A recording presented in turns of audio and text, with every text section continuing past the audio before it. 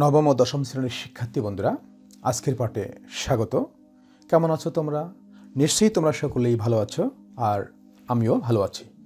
তো শিক্ষার্থী বন্ধুরা, আজকে আমি তোমাদের 13 অধ্যায়ের অনুশীলনী 13.1 সসীম ধারা, এখান থেকে আমি 20 নম্বর সমস্যাটির সমাধান করে দেব। তো শিক্ষার্থী বন্ধুরা, তার আগে আমি আমার পরিচয় দিয়ে নিই। আমি কুমার রঞ্জিত সুব্রত, সহকারী শিক্ষক, মোহাম্মদপুর উচ্চ বিদ্যালয়, জগৎবের পাটগ্রাম, লালমনিরহাট। তো শিক্ষার্থী বন্ধুরা, চলো আর কথা না বাড়িয়ে আজকের মূল পাঠে ফিরে যাই। সমান্তর ধারা অনুশীলনী 13.1 20 নম্বর সমস্যা। কোনো সমান্তর ধারার প্রথম m পদের সমষ্টি n এবং প্রথম n পদের সমষ্টি m হলে এর প্রথম m প্লাস n পদের সমষ্টি নির্ণয় করো। তো সমাধান। তো প্রথমে আমরা কি করব, ধারাটির প্রথম পদ সমান a ধরব, এরপরে সাধারণ অন্তর d। তো আমরা জানি প্রথম m সংখ্যক পদের সমষ্টি আমরা জানি সূত্র, তাহলে কি হবে, sm সমান m ভাগ 2 into 2a plus m minus 1 into d। এটি হচ্ছে সমষ্টির সূত্র। কেননা আমরা এখানে বইয়ে দেওয়া আছে, প্রশ্নে দেওয়া আছে m পদের সমষ্টি n এবং n পদের সমষ্টি m। তো প্রথমে আমরা m পদের সমষ্টি সূত্রটি এখানে বসাবো। তো এখন আমরা কি লিখতে পারি, বা যে এখানে দেখো তোমরা লক্ষ্য করো যে m পদের সমষ্টি এখানে দেওয়া আছে n, কাজেই আমরা m পদের সমষ্টি এই জায়গায় আমরা n লিখব, সমান দিয়ে আমরা এই যা আছে তাই লিখব। বা এখানে আমরা কি করেছি, এখানে আমরা আর গুণ করেছি, 2 দিয়ে n কে গুণ করেছি, 2n equal to m into 2a plus m minus 1 into d। এরপরে আমরা কি করেছি, এটাকে আমরা ঘুরে লিখেছি, ডান পক্ষটাকে আমরা বাম পক্ষে লিখেছি এবং বাম পক্ষটাকে আমরা ডান পক্ষে লিখেছি। এখন আমরা যেহেতু আমরা 2a plus m minus 1 into d এটির মান বের করব, তাহলে আমরা mটাকে কি করব, এটা গুণ অবস্থা ছিল, এটি কি হবে, ভাগ হয়ে যাবে, অর্থাৎ 2n ভাগ m হবে। এটি হচ্ছে 1 নং সমীকরণ। এখন আমরা কি করব, n পদের সমষ্টি সূত্র প্রয়োগ করব। তাহলে n সংখ্যক পদের সমষ্টি sn ইকুয়াল টু n ভাগ 2 into 2a plus n minus 1 into d। বা পূর্বেরটির ন্যায় এখানে আমরা প্রশ্নে দেওয়া ছিল n সংখ্যক পদের সমষ্টি m, কাজেই আমরা এখানে m লিখব, সমান দিয়ে আমরা এটা লিখব। বা একইভাবে আমরা কি করেছি, এখানে 2 দিয়ে m কে গুণ করেছি, equal to n into 2a plus m minus 1 into d। এরপরে আমরা এটাকে আমরা ডান পাশেরটাকে আমরা বাম পাশে নিয়ে এসেছি এবং বাম পাশেরটিকে ডান পাশে নিয়ে গেছি পূর্বেরটির ন্যায়। এরপরে কি করেছি, আমরা এটা রেখে দিয়েছি এবং এটার সাথে nটা গুণ অবস্থা ছিল, তাহলে এটা কি হবে, ভাগ হয়ে যাবে, অর্থাৎ 2m ভাগ n। এটি হচ্ছে 2 নং সমীকরণ। তো এখন আমরা কি করব, 1 নং সমীকরণ থেকে 2 নং সমীকরণ বিয়োগ করব। তাহলে কি করব, বিয়োগ তোমরা করতে পারো যে 1 নং সমীকরণটি কি ছিল, 2a plus m minus 1 to d equal to 2n ভাগ m। আর 2 নং সমীকরণটি হচ্ছে 2a plus n minus 1 into d equal to 2m minus 2m ভাগ n।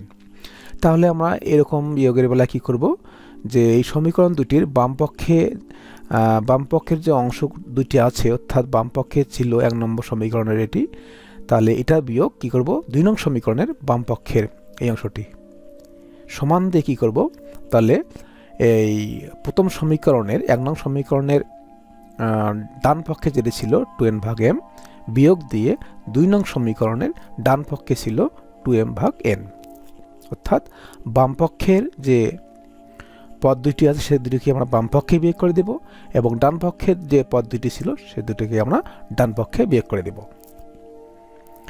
এখন আমরা কি করব, এখন এখানে লক্ষ্য করো যে এইখানে আমরা একই ধরনের পথ, সেটা হচ্ছে 2a এবং -2a, এটা আমরা কেটে দেব এবং এখানে আমরা লসাগু নির্ণয় করব। তো m এবং n এর লসাগু হচ্ছে mn। তাহলে কি হবে, এখানে mn লসাগু যদি হয় তাহলে m দিয়ে mn কে আমরা যদি ভাগ করি তাহলে n থাকে, এই n দিয়ে 2n কে গুণ করলে 2n স্কয়ার, মাইনাস একইভাবে n দিয়ে mn কে ভাগ করলে m থাকে, m দিয়ে 2m কে গুণ করলে 2m স্কয়ার। সহজভাবে অনেকেই তোমরা করে ভাবে যে এই n দিয়ে 2n কে গুণ করলে 2n স্কয়ার, আবার এই m দিয়ে এই 2m কে গুণ করলে 2m স্কয়ার। এটা বোঝার সুবিধার্থে তোমরা এইভাবে করো। তো এখন আমরা পরের পৃষ্ঠায় চলে যাব। তাহলে কাটাকাটি করার পর থাকলো m-1 × d minus n-1 × d equal two, এটি ছিল। বা এখান থেকে আমরা কি করতে পারি, দুই জায়গায় d থাকার কারণে আমরা d কমন নিব। তাহলে কি থাকবে এখানে, m-1 মাইনাস n প্লাস 1। তো তোমরা জানো যে কোনো বন্ধনীর সামনে যদি মাইনাস চিহ্ন থাকে তাহলে বন্ধনী উঠিয়ে দিলে সেই বন্ধনীর ভিতরের চিহ্ন পরিবর্তন হয়, অর্থাৎ এখানে মাইনাস ছিল এখানে প্লাস হবে। এরপরে আমরা কি করেছি, এখান থেকে আমরা এখানে উপর থেকে কি করেছি, অর্থাৎ লব থেকে এখানেও 2 ছিল, এখানেও 2 ছিল বা 2 আছে, সেক্ষেত্রে আমরা দুই জায়গার থেকে আমরা 2 কমন নিব। তাহলে 2 যদি কমন নেই তাহলে n স্কয়ার থাকে, মাইনাস এখানে m স্কয়ার থাকে। তো এরপরে আমরা এখান থেকে একই জাতীয় যে পথ, সেটা হচ্ছে +1 -1, তাহলে এটা দুটো আমরা কেটে দিব। এরপরে আমরা কি করব, কেটে দিলে কি থাকবে, m থাকবে এখানে, মাইনাস এখানে n থাকবে ইনটু d। আর এদিক থেকে আমরা কি করব, এখানে আমরা a square minus b square সূত্র বসাবো। তাহলে a minus b into a plus b বা a plus b into a minus b নিচে ঠিক থাকবে। এরপরে আমরা কি করেছি, এখানে আমরা ডিটার মান যেহেতু বের করব, সেক্ষেত্রে ডিটা রেখে দিয়ে আমরা ডি এর সাথে m মাইনাস n গুণ অবস্থা ছিল সেটি এখন নিচে আসবে, ভাগ হবে, m এর সাথে গুণ অবস্থা থাকবে। আর উপরে কি করেছি, এখানে এটা ঠিক রেখেছি, আর এখান থেকে আমরা মাইনাস কমন নিয়েছি, যে -2 তো আগের থেকে ছিল, মাইনাস কমন নিলে এখানে কি হবে, এটা চিহ্নটা পরিবর্তন হয়ে উল্টে যাবে, অর্থাৎ মাইনাস mটা প্লাস m হয়ে সামনে বসবে এবং প্লাস nটা মাইনাস n হয়ে পিছনে বসবে। এখন আমরা কি করব, উপরে নিচে m মাইনাস n কেটে দিব। এখন কেটে দেওয়ার পর থাকলো উপরে -2 ইন্টু n প্লাস m, নিচে থাকলো mn, এটি হচ্ছে d এর মান। তো সুতরাং আমাদের যেহেতু বের করতে হবে m প্লাস n পদের সমষ্টি, তাহলে আমরা সূত্রটি প্রয়োগ করব। তো তোমরা জানো যে এখানে যত পদের সমষ্টি হয় এখানে তত ভাগ 2 হয় এবং তত -1 হয়, তোমরা জানো। তাহলে কি হবে, m প্লাস n পদের সমষ্টি হলে equal to m plus n ভাগ 2 into 2a plus m plus n minus 1 into d। এটা আমরা লিখে যাব। এরপরে এখানে আমরা কি করব, এখান থেকে এই লাইনটি আমরা লিখেছি, এটা লেখার কোনো প্রয়োজন ছিল না, তোমরা এটা লেখা দরকার নেই তোমাদের।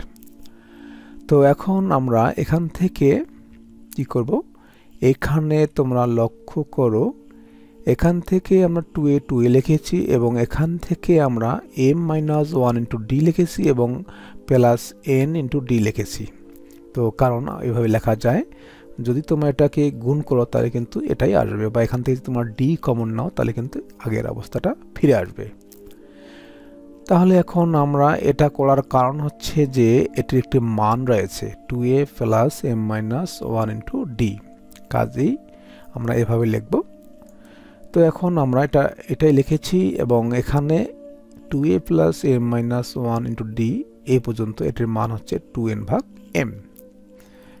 তাহলে প্লাস প্লাস এখানে n লিখেছি এবং এখানে d এর মান হচ্ছে এটি -2 ইন্টু m প্লাস n ভাগ mn, এই মানটি বসিয়েছি। তখন এটা আমরা লিখে যাব এবং এখান থেকে এটা পুরাটাতে আমরা কি করব, একটা লসাগু করব। তো এখানে এম আছে, এখানে এম এন আছে, তাহলে লসাগু হচ্ছে এম এন। তো এম এন লসাগু হলে আমরা কি করব, এম দিয়ে এম এনকে ভাগ করব। তো ভাগ করলে কি থাকে, এন থাকে। এই এন দিয়ে 2n-কে গুণ করলে 2n স্কয়ার হয়, মাইনাস এখানে যেহেতু এম এন লসাগু, এখানে এম এন আছে, কাজেই একই থাকার কারণে উপরে যা আছে তাই থাকবে। তো শুধুমাত্র কি করব, আমরা এনটা যত উপরের সংখ্যা আমরা এখানে 2 এর সঙ্গে লিখব, -2n into m plus n। এটা লিখে যাব। এখন আমরা নিচে m প্লাস mn থাকবে, উপরে 2n স্কয়ার মাইনাস এখানে শুধুমাত্র কি করেছি আমরা 2n দিয়ে m প্লাস n কে গুণ করেছি, তাহলে -2n দিয়ে m কে গুণ করলে -2mn, তারপরে প্লাসে মাইনাসে -2n দিয়ে n কে গুণ করলে 2n স্কয়ার। এখন আমরা এই 2n স্কয়ার -2n স্কয়ার কেটে দেব। কেটে দেওয়ার পর এটা ওটাই লিখব। কেটে দেওয়ার পর থাকলো এখানে -2mn উপরে, নিচে হলো mn। এখন আমরা এখানে এই 2 এবং এই 2 কেটে দেব এবং mn কেটে দেব। তাহলে থাকলো কি, minus into m plus n। তো শিক্ষার্থী বন্ধুরা, এটি হচ্ছে m প্লাস n পদের সমষ্টি, minus into m plus n, এটি হচ্ছে অ্যান্সার। শিক্ষার্থী বন্ধুরা, এতক্ষণ থেকে আমি এই 20 নম্বর সমস্যাটির সমাধান করে দিলাম। আমি শুরু থেকে শেষ পর্যন্ত এই সমস্যাটির সমাধান করে দিয়েছি। আশা করি তোমরা মনোযোগ সহকারে দেখেছ। তো এতক্ষণ থেকে আমার সঙ্গেই থাকার জন্য সবাইকে ধন্যবাদ এবং সকলের জন্য শুভকামনা এবং মঙ্গল কামনা করে এখানে বিদায় নিচ্ছি।